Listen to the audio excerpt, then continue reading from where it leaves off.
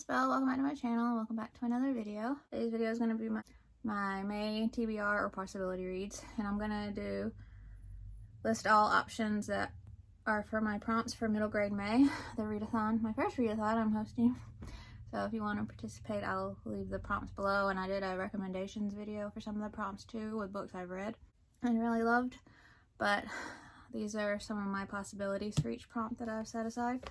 So the first prompt for middle grade May is a detective style middle grade.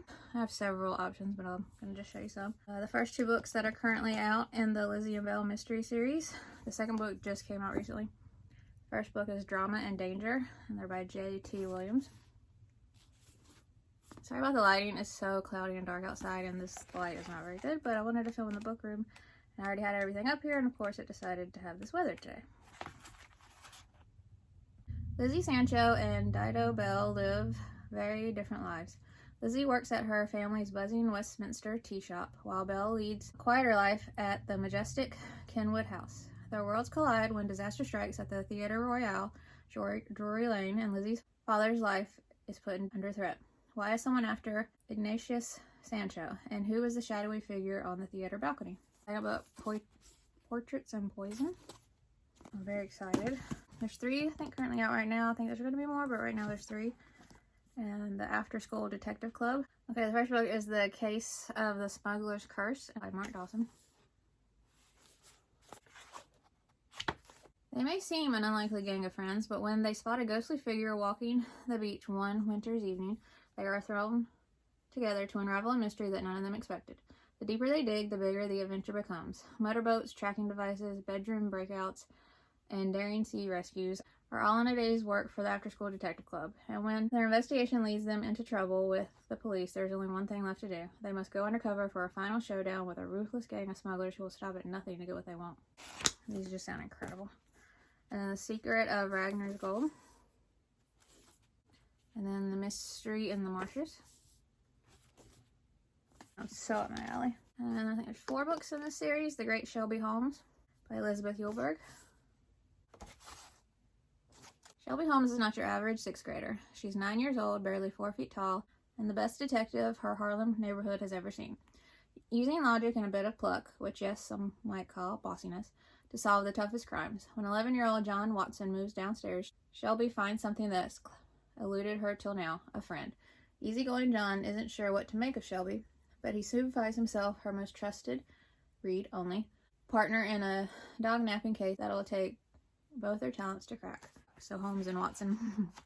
And these other books I'd had up here, so that's why I showed you all of them, but the other 3 are downstairs. But I had these forever and I want to read them. And then the rest are ones I've mentioned in other possibility reads videos, so I won't read the synopsis or show all of them. This books in this series, I think there's 4 in each, and then like another series by the same author, and they're both detective style, so, and I recently talked about them. The Mystery of the Clockwork Sparrow by Katherine Woodfine. I'm excited to finally read that. And then the 2 books currently out, and this, The Detective's Guide to Ocean Travel and Detective's Guide to New York City by Nicki Greenberg. I'll read the synopsis because that was also in a video of possibility reads that I just hadn't got to. So that's all my possibility options so far for detective style. And then prompt 2 is read the next in a series, so a sequel, whether it's a second, third, fourth, whatever book. And so all the ones that I've talked about in possibility reads that I haven't read yet, those still qualify. I just threw another one in here, the Myriad Mysteries of Eartha Quicksmith by Owen. This is the second, and I cannot wait. I love that first book so much. And the rest of the sequels I'm going to mention are ones I know I will read next because they were sent to me, so I will prioritize them. Ditch the Glitch by Camille Smithson. Thank you so much, author, for sending this to me. And this comes out June 6th, and so I cannot wait to see what happens next. And then the third in the Dreadwood series by Jennifer Killick, Flock Horror. And thank you so much to Far Shore Books for sending this to me. Hopefully the Lord's name is not said in this. And Heroes Rising, the first in the Cat Mage Genesis series by Meryl Urish. Thank you so much, the author. I'm listening to it as a sequel because it's the start of a prequel series to the original. So even if All of these, this series and the previous, were all published. I read in publication order, so even though it's a prequel, I would still read it this way after. But this comes out April 25th. And Pixel and Ink, or Holiday House, has sent me the second, The Swallowtail Legacy, Betrayal by the Book, by Michael D. Belle. And this just came out. I'm so excited. That first book was what became one of my all-time favorite reads, so I can't wait to see what happens next. And that's all I'm going to mention for that prompt. And then prompt 3 is read a middle grade with a beautiful cover. And all of these qualify. I'm sure any middle grade you pick up will qualify. But some I've chosen. Nora and the Immortal Palace by M.T. Khan. Purple is my favorite color, and all of this going on is so beautiful. Nora longs for the simple pleasure of many things. To wear a beautiful red dupatta or to bite into a sweet gulab jamun. But with her mom hard at work in a rundown sweatshop and 3 younger siblings to feed, Nora must spend her days earning money by mica mining. But it's not just the extra rupees in her pocket Nora is after. Local rumor says there's buried treasure in the mine, and Nora knows that finding it could change the course of her family's life forever. Her plan backfires when the mines collapse and 4 kids, including her best friend, Faisal, are claimed dead. Nora refuses to believe it and shovels her way through the dirt, hoping to find him. Instead, she discovers the entrance to a strange world of purple skies and pink seas, a portal to the opulent realm of Jim, inhabited by the trickster creatures from her mother's cautionary tales. Yet they aren't nearly as treacherous as her mother made them out to be, because Nora is invited to a luxury gin hotel. But there's a dark truth lurking beneath all that glitter and gold, and when Nora crosses the owner's son and is punished, she realizes she isn't the only human who's ended up in the hotel's clutches. Basil and the other missing children are there too, and if Nora can't find a way to help them all escape, they'll be bound to work for the hotel forever. Sounds so good. And then Windswept by Margie Prius. So beautiful. And pages are beautiful on that. In Tag's world, children are disappearing. Youngers who venture outside are windswept, vanishing in the swirling snow. Tag's sisters among them. Many have tried to find the lost children. All have failed. And since the other times, the powers that be seem intent on keeping it that way. Little remains from those times. Snippets of songs, heaps of plastic trash, and a few banned text, including a book of fairy tales. An unlikely crew of youngers joins forces. Boots, who can climb anything. Ant, who will eat anything. Wren, who will say anything. And Tag, who doesn't appear to have any talent whatsoever. With their dubious skills, the fairy tales, a possibly magic ribbon, and an unwillingness to accept that's impossible, they set off to rescue their windswept siblings in this spellbinding fantasy. And The Double Trouble Society by Carrie Hope Fletcher. Definitely beautiful. Great head illustrations. Ivy and Maggie have been best friends ever since they were born at exactly the same minute 12 years earlier. They're always on the lookout for their next adventure, and when strange and mysterious things start to happen in Crowwood Peak, it's up to them to work out what's going on. All the evidence points to the old house next door with purple smoke coming out of the chimney, and a new owner who looks suspiciously like a witch. Can Ivy and Maggie solve the mystery of Hokum House, or will this adventure spell more mischief than even the Double Trouble Society can manage? I like purple. Mary Kit and the Ocean of Stars by Karis Avendano Cruz.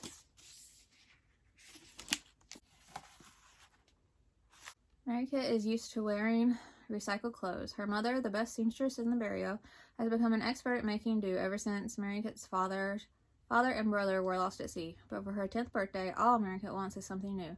So when her mother gifts her a patchwork dress stitched together with leftover scraps from her workshop, Mary Kit vows to never wear it. That is until the eve of her birthday, when shadow creatures creep into their home and upend the only life she's ever known. When she's swept away from the human world, Mary Kit discovers that her dress is a map, one lovingly crafted to lead her to safety in the magical lands of the Encantos. She trudges through the enchanted domains of mythical creatures, making friends out of monsters and challenging gods. With the help of her companions, including Exuberant, Firefly, and a cursed boy, Mary Kit journeys through the Encantos to find the key to saving her family, all without being eaten alive. We Are the Song by Katherine Blakewell.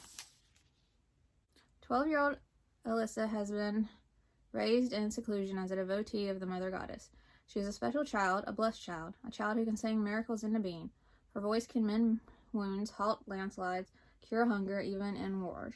But though she travels to spread hope and healing, there are those who would use her gift for darker things. And when Alyssa finds herself the farthest from home she's ever been, along with her vain and jealous music tutor, Lucio, she'll have to develop the judgment to decide who wants to use her song to heal and who wants to use her song to hurt. And then Saving Neverland by Abby Elphinstone. Love everything I've read by her, so I'm so excited. And pages. Martha Pennydrop is 10 and desperate to grow up. She thinks it's time to turn her back on magic and make-believe, things that led to something awful nearly happening to her younger brother, Scruff. But when Martha and Scruff discover a drawer of mysterious gold dust in their new house, along with a bedroom window that's seemingly impossible to close, it's the start of an incredible adventure to a magical world, Neverland. The Pennydrop's new house used to belong to another family, the Darlings, who once visited this world themselves. Now Peter Pan is back and in need of help to free Neverland from the icy grip of a terrible curse, cast long ago by Captain Hook. Martha and Scruff are swept off to Neverland and into the company of the Lost Kids, but when Scruff is kidnapped, Martha must rediscover all the imagination, magic, and belief she has buried deep inside herself to save him, and Neverland itself. So excited. And then prompt 4 is read A Spooky Memory, one of my favorites. And then I have 2 books by the same author that I've always wanted to read back to back. This is Scary Children and the Carousel of Sorrow by Katie Cow. Cover. 12 years ago, for 12 days straight, the town of Winsbury suffered a terrible storm, which tore open a gate through which escaped all sorts of foul, rotten things. Strange things and strange people were no longer welcome in Widowsbury, for one could never be sure of what secrets awaited under the surface. Adelaide Foss, Maggie Borland, and Beatrice Alfred stick out like sore thumbs at Widowsbury's Madame Gertrude's School for Girls. They're known by their classmates as Scary Children, and fairly targeted because of their peculiarities. Adelaide has an uncanny resemblance to a werewolf, Maggie is abnormally strong, and Beatrice claims to be able to see ghosts. She's also an atrocious speller. The girls spend a good deal of time isolated in the school's inhospitable library in detention. But when townspeople mysteriously begin to disappear, the girls must join together and put their unusual talents to work. Aided by the inventions of Stephen Weller, son of the cook at the neighboring Rudyard School for Boys, they're determined to find out who's behind the abductions. Will they be able to save Widowsbury from a 12-year-old curse? So excited. And I've had these both forever, so I just want to read them. Charlie and the Grandmothers by Katie Belle. Charlie and Georgie Ott have been sent to visit their grandmother Pearl, and this troubles Charlie for 3 reasons. The first is he's an exceptionally nervous 12-year-old boy, and he worries about everything. The second is that the other children in his neighborhood who pay visits to their grandmothers never seem to return, and the third is that Charlie and Georgie don't have any grandmothers. Upon their arrival, all of Charlie's concerns are confirmed as Grandmother Pearl quickly reveals herself to be something much more gruesome than even Charlie's most outlandish fears could have predicted. He and Georgie are thrust into a creepy underworld created from stolen nightmares, where monsters disguised as grandmothers serve as an ancient evil queen by holding children captive as they slowly drain each one of their memories and dreams. But something is different about Charlie. His worrisome nature, so often a burden, gives him an edge in this frightening world. Will he be able to harness this newfound power to defeat the queen and save his sister? Another one I've had forever, The Bone Thief by Alison Noel. There once was a town named Quiver Hollows where abnormal was normal and being odd was embraced, but ordinary Grimsley Summerfield's averageness stuck out like a sore thumb. Peculiarly enough, it was also celebrated by his peers. That is until Quiver Hollow started to function like a regular town, and every villager turned to Grimsley as the cause. So with the help of 3 very rare best friends, Grimsley sets off to find his specialness and turn Quiver Hollows back into its unusual self. I'm so intrigued by that. The Hungry Ghost by Miguel Flores. Witches have been banned from Errett for years, which is why Millie has tried to ignore the tingling light that appears in her palm anytime she conjures up a wish. She has too many responsibilities as the oldest girl at St. George's Home for wayward girls to get caught up in magics. Sweet, quirky Scylla, though, has always longed for that power, even if it could be dangerous for her. Millie has always kept an eye out for her, but then, in a case of mistaken identity, Scylla is kidnapped by an angry, exiled witch who believes she's the one with magics, not Millie. Desperate to bring Scylla back to St. George's, Millie sets out to find her with a sarcastic young Gwen stuck in the form of a cat as her companion. Along the way, they meet an independent young broomstick and a gentle giant, and a whole world Millie has never seen before. As she searches high and low for Scylla, one thing becomes clear. She'll have to face the stirrings of forbidden magics inside herself in order to rescue the friend who has become more like a sister. And then Hushabye by Jodie Lee Mott. Like most kids with younger siblings, Lucy loves her sister, Antonia, but is all too frequently annoyed with her as well. The two spend most of their time together since their mother works so much, but without friends, Lucy can't help but feel lonely anyway. She tries to ignore the bullying and teasing at school about her family being poor. It's always best to keep her head down and do nothing. When the sisters find an old, muddy doll head in the river, Antonia claims it is her newest treasure. At night, Lucy hears her talking to Hushabye, and does she hear the doll talking back? Soon Hushabye seems to be protecting Antonia by making bad things happen to others, and it isn't long before Lucy asks for its help against her tormentors too. Slowly, Hushabye's influence forms a wedge between the sisters, and Antonia's dependence on it becomes frightening. The doll appears to have a mind of its own, and soon it will have Antonia's to control as well. Can Lucy solve the mystery of Hushabye to stop its sinister plans before they come to pass? And then The Girl in White by Lindsay Curry. If Into the What Lives in the Woods, I think What Lives in the Woods came out first, so if that did, I'll read that. And then this, but and I love what I've read by this author, so I'm excited. Mallory hasn't quite adapted to life in Eastport. Maybe it's because everyone is obsessed with keeping the town's reputation as one of the most haunted places to visit. Thanks to the nightmares she's had since arriving, Mallory is having a hard time sleeping. Combined with the unsettling sensation of being watched and losing chunks of time, she's worried that the ghost stories she's been quick to dismiss might actually be real. When Mallory has a terrifying encounter with the same old woman from her dreams, she's not sure what to do. With Eastport gearing up to celebrate the anniversary of their first recorded legend, Mallory is forced to investigate the one story she's always secretly been afraid of, Sweet Molly. So that's all for prompt 4, Spooky Middle Grade.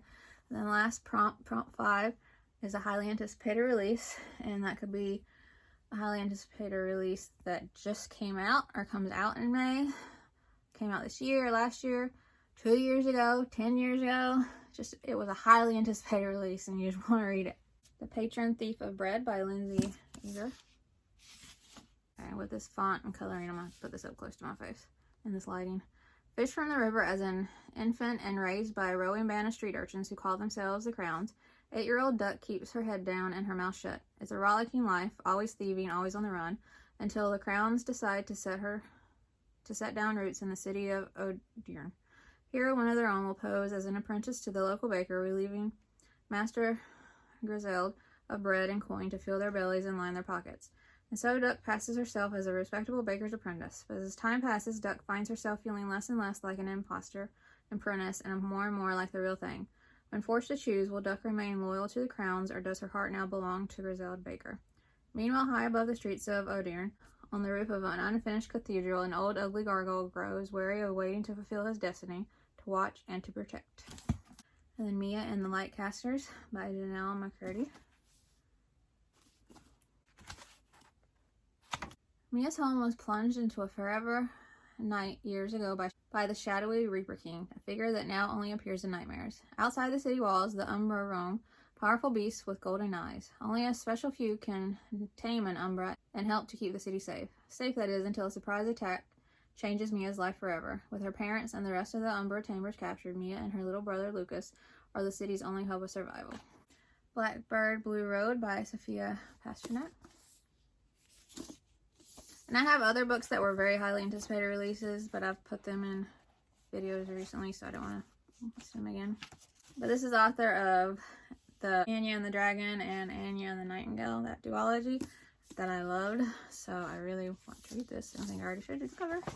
12-year-old Ziva is expected to focus on learning etiquette and decorum in hopes of finding a good husband, but she doesn't care about any of that. Instead, she spends her days with her twin brother, Pessa, as they work to try to find a cure for his leprosy. Now Pessa is getting worse. The best doctors have given him mere weeks to live, and even more alarming, Pessa has a vision.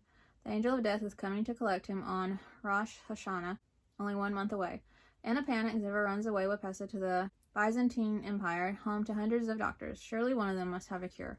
But when Ziva accidentally frees a half-demon boy named Almas on their journey, unintentionally binding him to her until his debt is paid, Almas tells her about the legendary city of Luz, where the angel of death is forbidden to tread.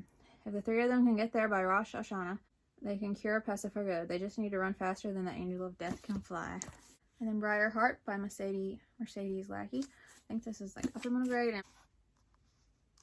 Myriad may be the daughter of Queen Althea of Tyrrendale, but she's not a princess. She's a child of Althea and her deceased husband, the king's champion, and she has no ambitions of her own to rule.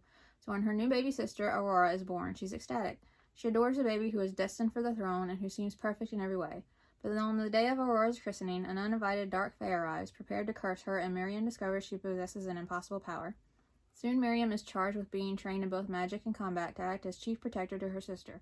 But shadowy threats are moving closer and closer to their kingdom, and Miriam's magic may not be enough to save everyone she loves, let alone herself. And it's a reinterpretation of the classic Sleeping Beauty tale. And then The Bear House. Pretty sure there's a sequel out for this one, so when I finish this one, I'll read that. Upper middle grade by Megan McIsaac. Princess Aster and Princess Ursula are the only children of the Bear Major, High King and head of the royal house of the Hemoth Bear. Rivals, both girls' dreams of becoming queens someday, although neither really deserve to. Brilliant, spoiled, and difficult, they have little to recommend them. But everything changes when fire and murder come to the castle and the crown is stolen from their family. Overnight, the girls are forced onto the run, along with the half-grown grizzly Alcor, the symbol of their house, and the lowly bearkeeper Dev. As a bitter struggle for the throne consumes the kingdom in civil war, dragging every family from the House of Hounds to the House of the Ox into chaos, the sisters must rely on Dev, Alcor, and each other to survive and find wells of courage, cunning, and skill they never knew they had.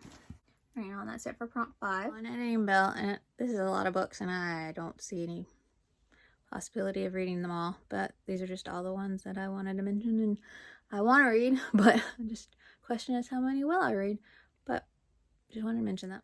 Have you read any of these? Did you like them? Did you not? Are you excited about May? Are you gonna participate in Middle Grade May? If you do, I hope you enjoy it and tag me. And I hope you enjoy the video. And if you'd like to subscribe, I would love that if you'd like to. And I'll see you in my next video. Bye.